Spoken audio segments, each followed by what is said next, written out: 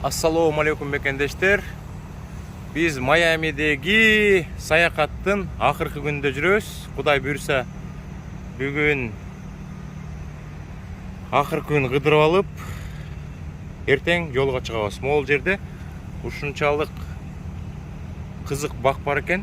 Мына көрүп атасыздар, түй ушундай болот экен. Кооздук укмуш экен, достор. Биринчи жолу көрүп атабыз мындай бакты. Бул бактарга жок дегенде 100 жыл болгон го дейм.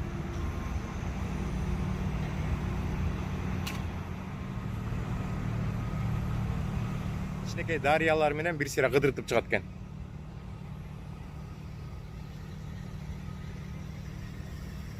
Бул турдун баасы бир кишиге $50 экен. 2 киши болгон үчүн $100, кичинекей балага эч кандай төлөм жок экен.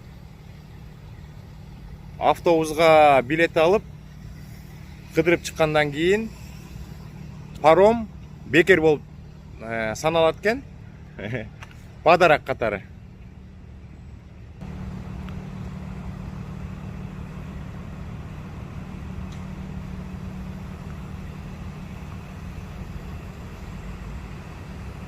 Ошондой достор, азырында күтүп турабыз мыякта. Бас деп жазылып турат. Ошо бастын остановкасы ушул жерде экен. Америкада ушул жолдун четин only bus деп жазып коюшат. Бул жака жеңил машиналар парковка кылбаш керек, жүрбөш керек. Только автобустар гана жүрүп токтогонго уруксаты бар.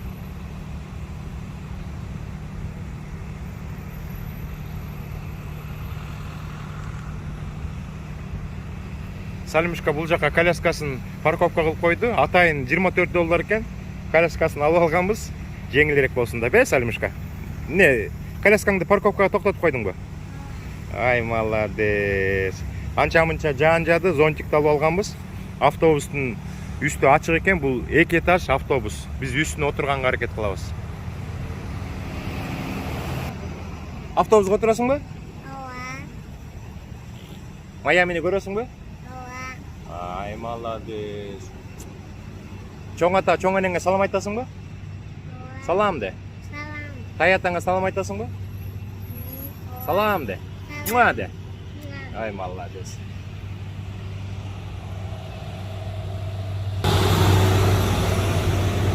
Мына бокс турак кетти.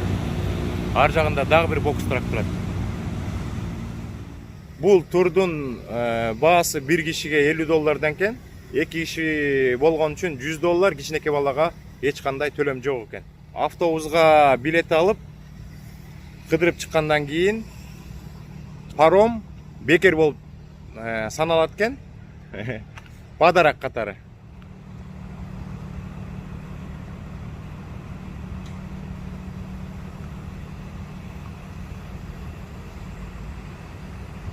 Ошондой достор, азырында күтүп турабыз мыякта. Бас деп жазылып турат. Ошо бастын остановкасы ушул жерде экен.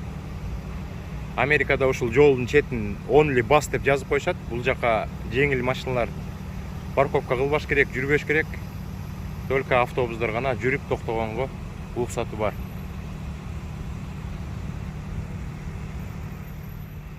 Салимушка бул жака коляскасын парковка кылып койду. Атайын $24 экен. Коляскасын алып алганбыз. Жеңилирээк болсун да, бе, Салимушка? Не, коляскаңды парковкага токтотуп койдуңбу? Ай, молодец. Анча-мынча жаан жады, зонтикти алып алганбыз. Автобустун үстү ачык экен, бул 2 этаж автобус. Биз үстүнө отурганга аракет кылабыз. Автобуска отурасыңбы? Ооба. Майамини көрөсүңбү? Ооба. Ай, молодец. Чоң ата, чоң энеңе салам айтасыңбы? Ооба. Салам де. Салам. Таятаңа салам айтасыңбы? Салам де. Муа де. Ай, молодец. Мына бокс турак кетти. Ар жагында дагы бир бокс турак турат. Достор, мына автобус да келип калды. Ушундай двухэтажный автобус болот экен. Биринчи этажына кишилер отурбайт, экинчи этажына отуруп алып, анан шаардын кооз жерлерин көрүп чыгат экен. Салам, салам Кыргызстан.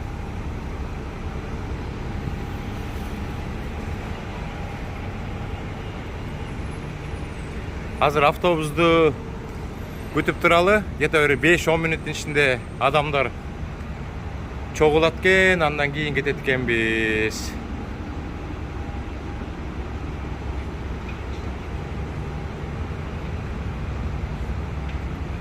Бул жакта бир кийим саткан магазин бар экен. Достор, мына автобуска отуруп атабыз. Биринчи этажында да место бар экен. Азыр биз экинчи этажга чыгабыз. Асты жакка эле отурбайлыбы? Асты жакка эле отуруп алабыз. Ооба. Мына автобустун ичи.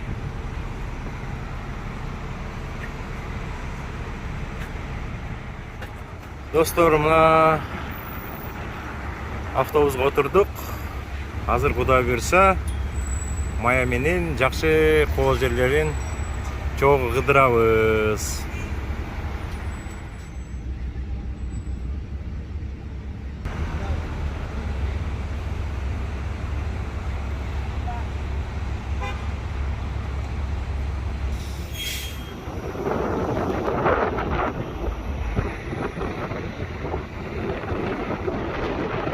Майамиде кичине шамал болуп атат. Күн бүркөлүп кетет. Жаанда жаабышы мүмкүн.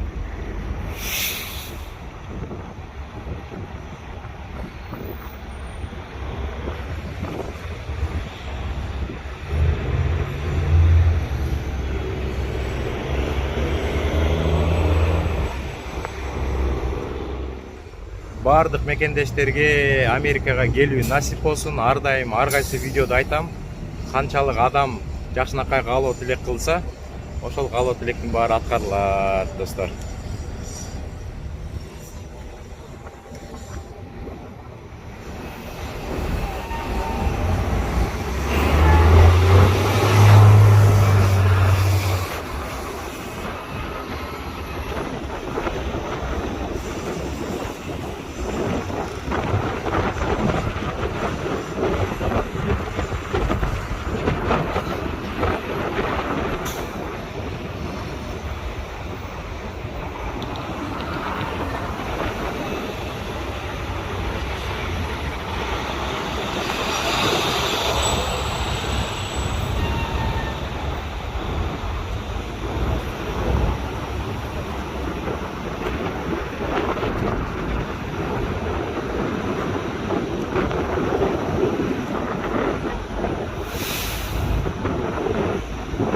Жакта стадион бу, тоголоо имарат бар экен.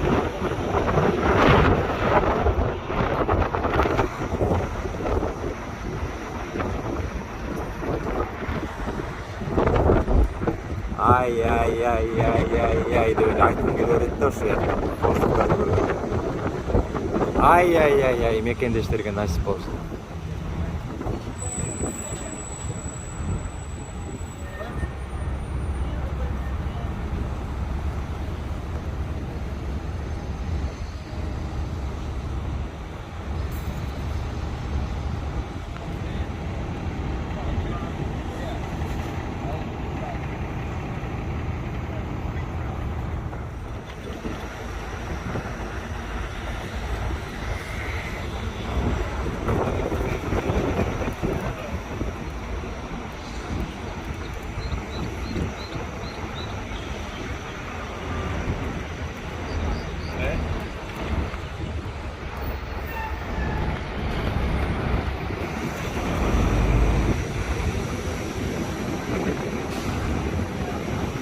Ол жерде кичинекей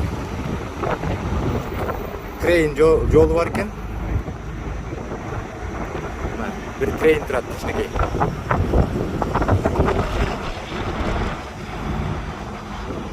Бул жакта 95-чи жол өтөт окшойт. 95-чи жол бул Американын түндүгүндөгү Мейн штатынан баштап ошо Флорида штатына чейин келет.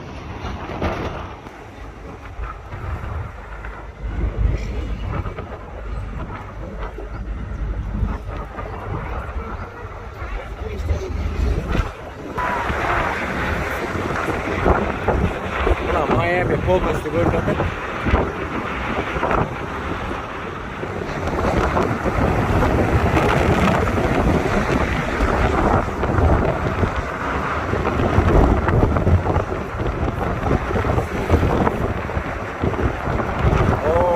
Красота.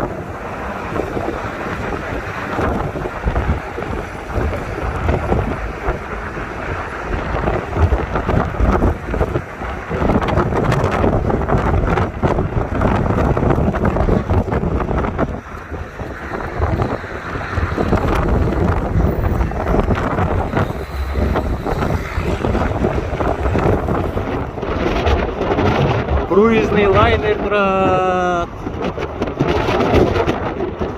Бул жакта 2-3 круизный лайнер бар.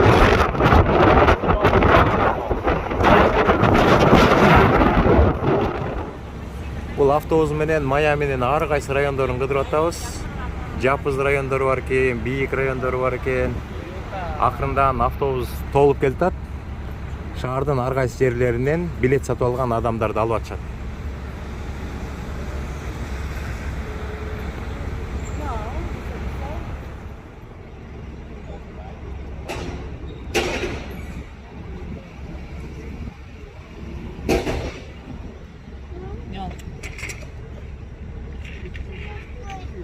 Ja. Азыр папам кетип бардыбыз азыр. Азыр эмес. Майамиде дагы кичине жаан жай баштады. Зонтик алып алганбыз рас.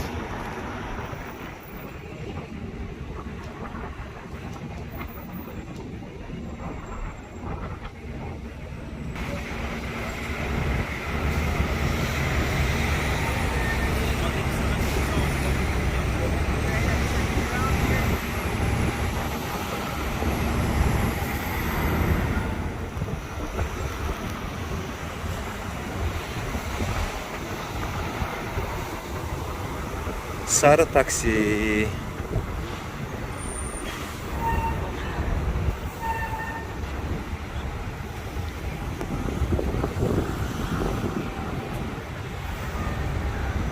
Көп мекендештер менде сурап калат, экскаваторда иштесек болобу депчи. Мына экскаватор, кранда иштесе болот, бирок мен бул жактан мекендештерди казак, өзбек, кыргыз, орустарды көрүп элекмин. Көбүнчөсүн бүт бар эле иностранецтер иштейт. Американецтер көбүнчөсү. Мына бул жакта экскаватор иштеп атат.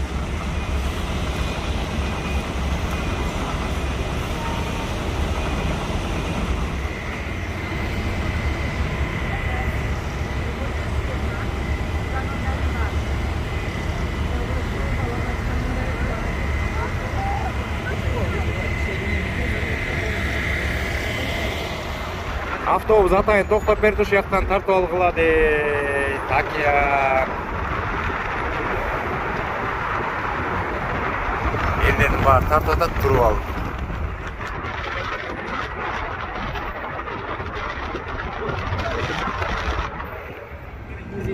Достор, бул район деген мурда заброшенный район экен. Бул жактан наркомандар абдан көбөйүп кетиптир. Кийин мамлекет бул жакты оңдоп анча-мынча жаштарга бериптир, анан жаштар ушул райондун баардыгын сүрөттөр менен тартып чыгыптыр. Үйлөрдүн капталдарын, заборлорун тартып алып могул жерге келгенбиз өткөндө. Бул жакта ошо художниктер, жаш балдар тарткан сүрөттөрдүн баары ушунун ичинде тагылган. Мына могул жерде кириш үчүн $10 төлөнөт экен. Ичи абдан сонун сүрөттөр.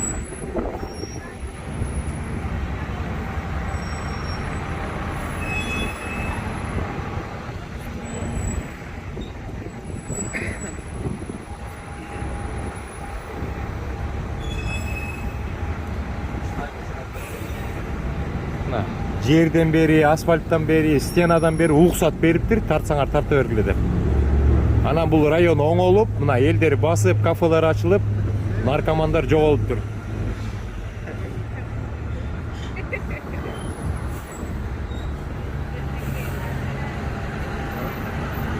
Мына остановкалардын бүт баары сүрөт менен тартылган, чапталган.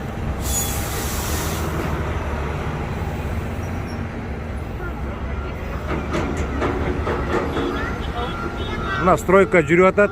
Мына бул жакта дагы крандар бар экен, экскаватор бүт бар экен. Жалаң мексиканецтер, американецтер иштешет.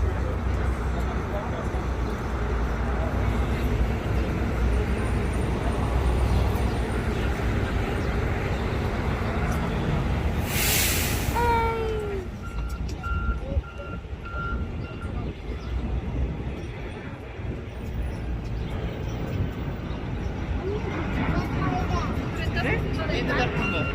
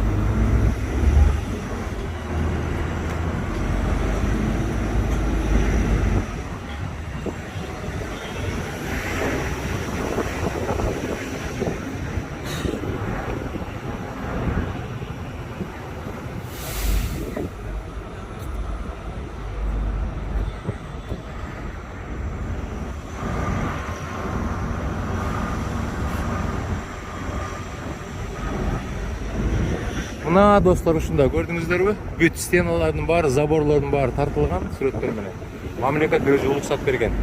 Бул районда көп художниктер жашашат экен, жаш балдар, жаш жигиттер.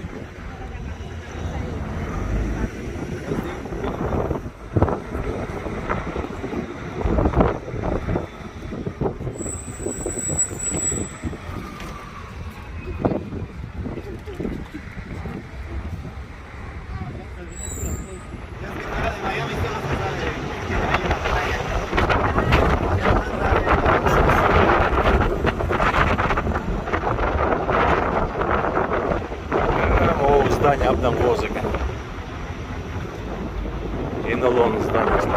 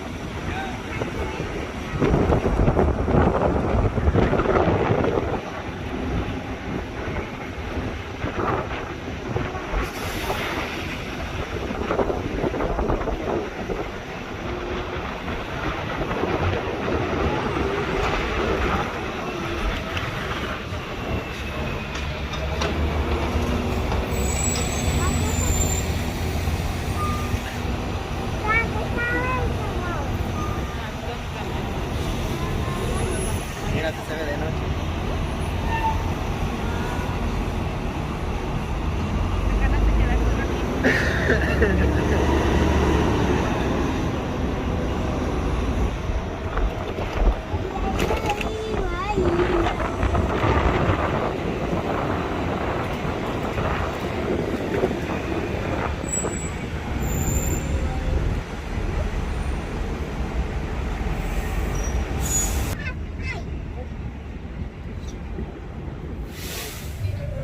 Вот чувствую, папа. Okay, thank you.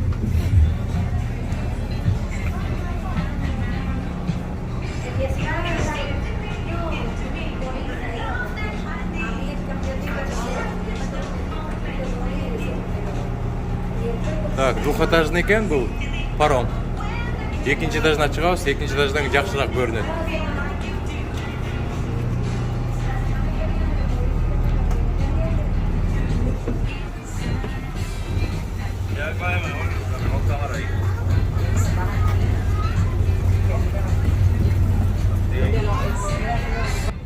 Бул жака маска менен кириш керек экен достор.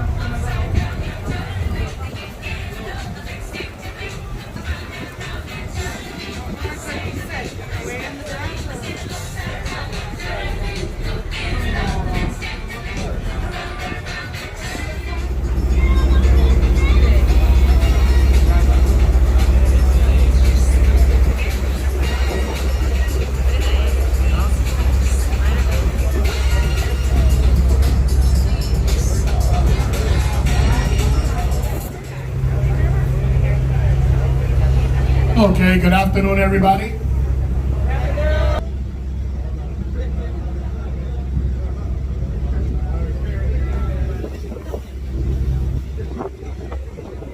You think so?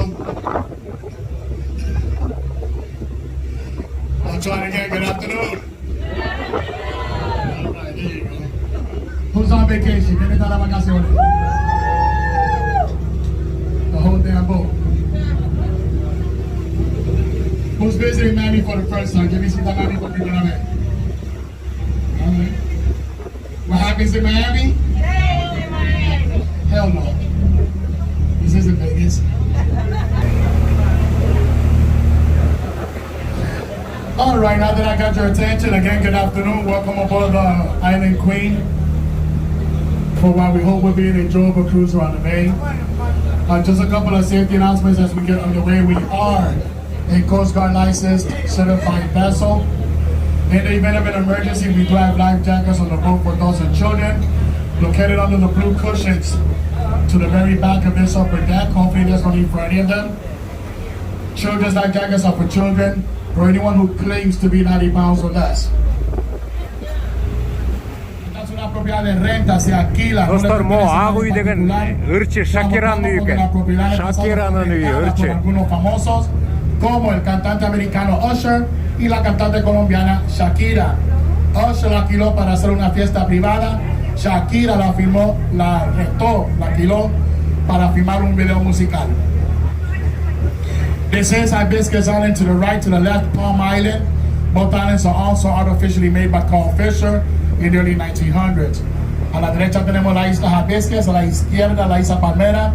Las dos islas también son artificiales, construidas por el señor Carl Fisher al inicio de los años 1900.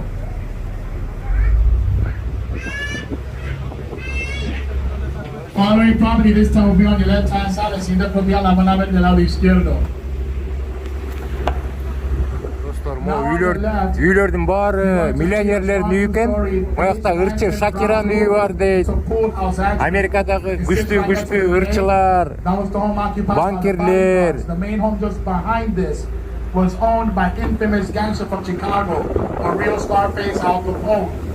Al Capone on that property from Достар, жалаң миллионерлердің үйін көріп атабыз. 1947. He spent 12 years here on the Ошақта island. Шакираның үйі бар екен, ырчының, баскетболистердің үйі бар екен. 1939 where he lived on another private island called Достар, бұл жақта жалаң Америкадағы миллионерлердің островы екен. 4-5 островтан өттік. Жалаң Шакираның үйі бар екен. Күшті баскетболистердің үйлері бар екен. Россиядағы звездалардың үйлері бар екен. que nos vamos a mencionar por la sencilla razón que no sabemos a quién le pertenecen. Lo único importante es saber que son Америкадағы бай ырчылардың, рэперлердің following property үйлері. is just ahead. Two-story white mansion, orange roof. One or two properties here on Biscayne Bay now were owned by famous Spanish singer Julio Iglesias. Julio Iglesias owned another home in la nueva propiedad de Jennifer Lopez. Jennifer Lopez'in үйі екен көрсем. La nueva propiedad de Jennifer Lopez en la ciudad de Miami, la isla de las estrellas.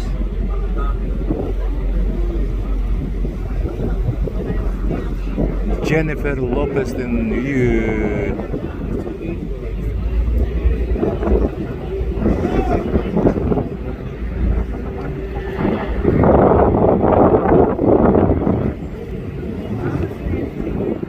Бұл үй деген Дэвид Бекхамдың үйі екен. La ciudad de Miami. Дэвид Бекхамдың катері.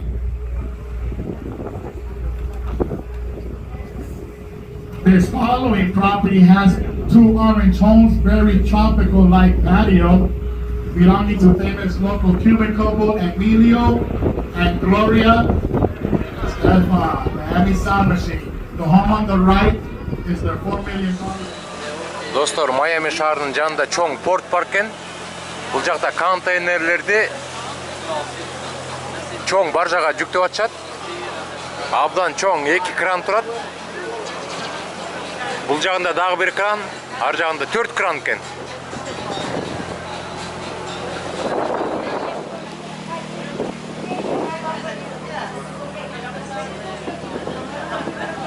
Мол жердегі үйлер абдан кымбат үйлөр дейт. Бул жакта Джулия Робертстин үйү бар экен, Америкадагы көптөгөн ырчылардын үйлөрү бар экен. Miami skyline. You'll see today in our cruise, so you might want to take a picture or two. The best view of the Miami skyline is now on your right. The best view of the skyline, si sacan más fotos, esta es la mejor vista de la ciudad que van a ver en el paseo de hoy. En cualquier otra parte de la ciudad, se lo garantizo.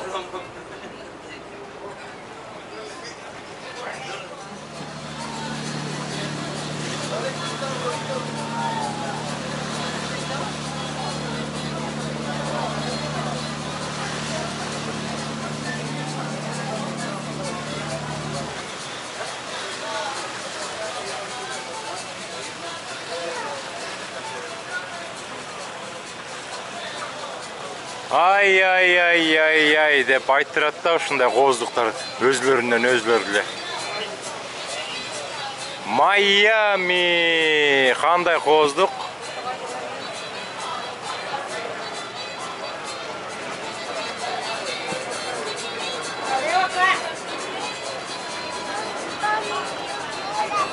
Ай. Көбү жаңы салынып атыр, мына могу ипичке болгон. Небоскреб жаңы салынып атыр. Кран тети башына чейин барыптыр. Ай, укмуш экен.